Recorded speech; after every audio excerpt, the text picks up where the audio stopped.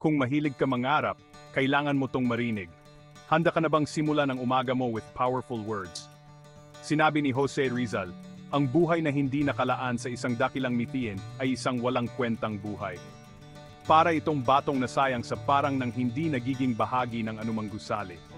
Yan ang paalala para hanapin mo ang purpose mo, para bumuo ng something meaningful. Isipin mo ang buhay mo as a stone. Mananatili ka na lang ba diyan, hindi napapansin at hindi nagagamit, o magiging bahagi ka ba ng something greater, isang pundasyon ng isang incredible structure? Every morning is a new chance para ilaan ang sarili mo sa dreams mo, para magtrabaho towards goals that matter, para maging makabuluhan ang buhay mo. Think about your ideal. Ano ba ang pinaniniwalaan mo? What fires you up? Now imagine devoting your life to it. Feels empowering, right? Remember, hindi ka lang nabubuhay para sa ngayon. You're building your legacy. Every small action, every step forward, naglalapit sa'yo sa great ideal mo. Kaya simulan mo ang araw mo with purpose. Dedicate yourself to something great.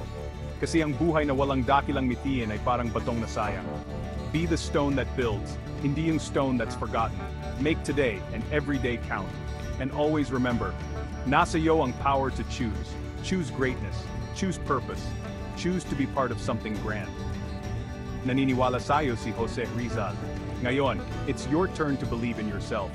Ang mga salita ni Jose Rizal ay patuloy na nagbibigay inspirasyon sa atin araw-araw.